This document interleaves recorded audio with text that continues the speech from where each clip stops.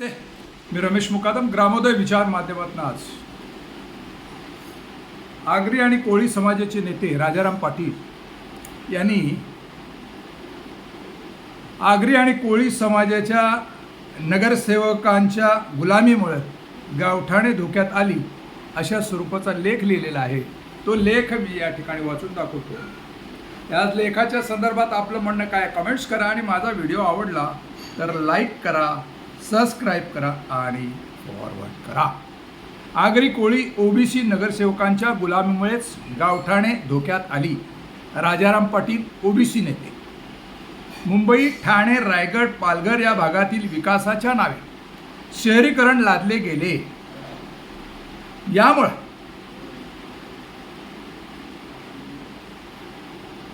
भूमिपुत्रांच्याच म्हणजे आगरी, कोळी, भंडारी, कराडी, आदिवासी, east Indian या सागरपुत्र ओबीसीने एससी समाजावर त्याच्या सर्वाधिकारावर अतिक्रमण केले गेले.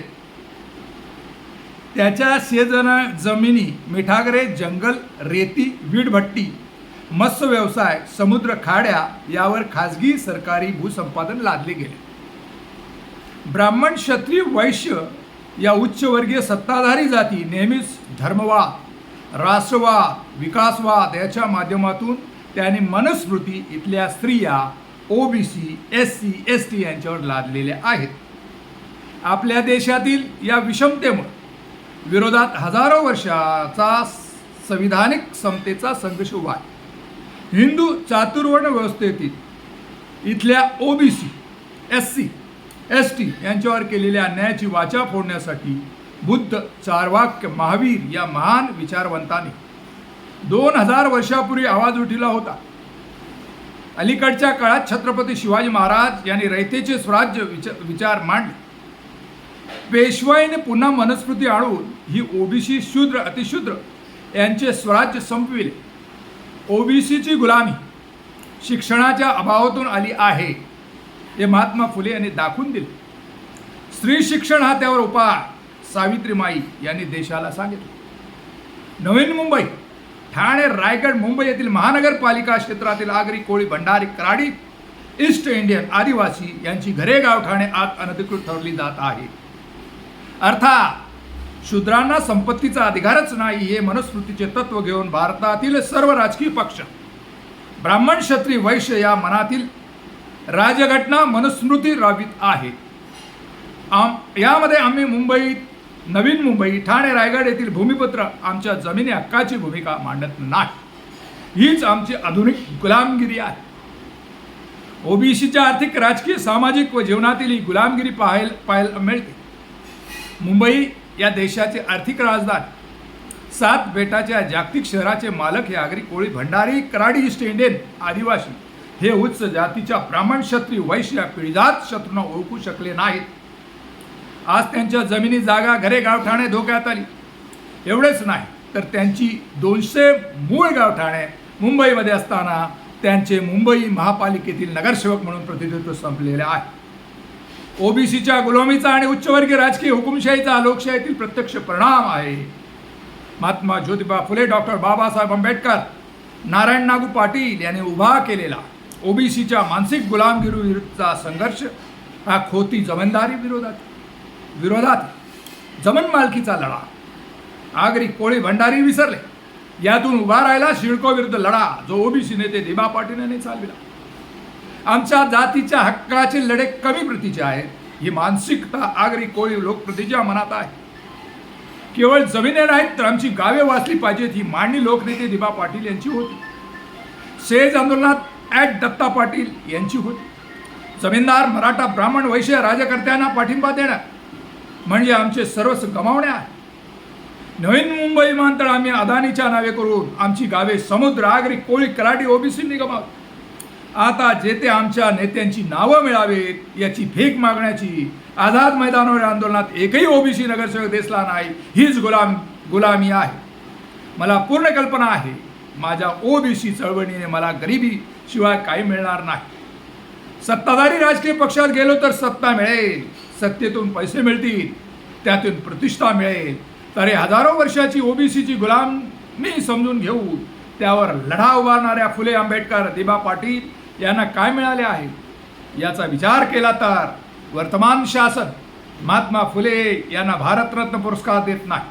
डॉक्टर बाबासाहेब आंबेडकरांना खूप संघर्षानंतर तो मिळाला. दिबा पाटील यांचे नाव नवी मुंबई विमानतळाला मिळत नाही. ही सारी निराशा कोणी दिली? तरी आमचा विरोधी असलेले उच्च जातीचे मराठा, ब्राह्मण, लोढा, अदानी, सत्ताधीश यांनीच ना. भारताच्या एकूण लोकसंख्येमध्ये आम्ही ओबीसी, SC, ST मतदार हे 85% आहोत. मग हा न्याय का? अर्थात आमच्या मनातील गुलामीमुळे. डॉक्टर बाबासाहेब आंबेडकर म्हणत होते, गुलामाला गुलामीची जाणून करून द्या, तो पेटून उठेल. अर्थात ही गुलामी आपण ओबीसी नगरसेवकाने झेडकारून देण्याचा हा लेख लिहिलेला आहे. मुंबईच्या 7 बेटावरील समुद्र जीवन जगणारे आगरी, कोळी, भंडारी, आदिवासी, ईस्ट इंडियन राहत होते. हा इतिहास ठाणे, रायगड, मुंबईचा आहे. त्याची गावे, गावठाणे, जमिनी इथे होत्या. त्या विकासाच्या नावे घेतल्या गेल्या. आमच्या सोबत SC, ST, अल्पसंख्याक, भात मासे खाणारे लोक होते.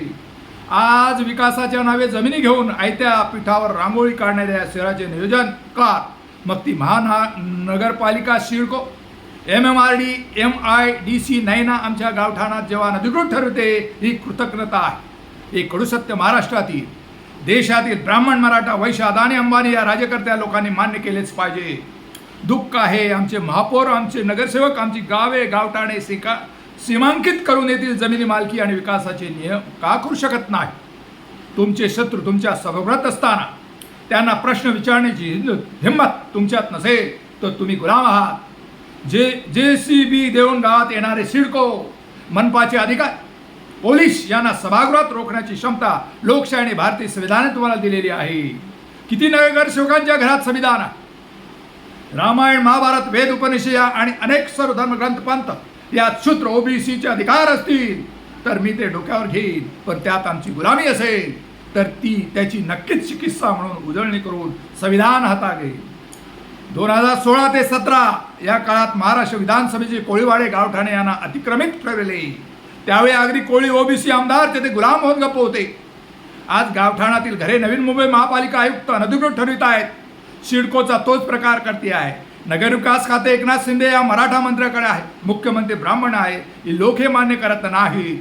या शहरातील जमिनी देणाऱ्या आगरी, कोळी, भंडारी, ईस्ट इंडिया, आदिवासी यांच्या त्यागातून ही मुंबई आहे. त्यातून नवीन मुंबई पुढे तिसरी मुंबई ते करू पाहत आहेत. परंतु आगरी कोळ्यांना त्याची उपजीविकाची एक कोणतीही IAS, IPS अधिकारी किंवा ब्राह्मण, मराठा, वैश्य, लोढा, अदानी बोलत नाही. अर्थात तुम्हाला संपवण्याची मनस्मृती घेऊन ते निघालेले आहेत. तुम्ही गुलाम आहात. त्याच्या हिंदुत्वाचे हिंदू राष्ट्रवादाचे तुम्ही संविधान वाचा.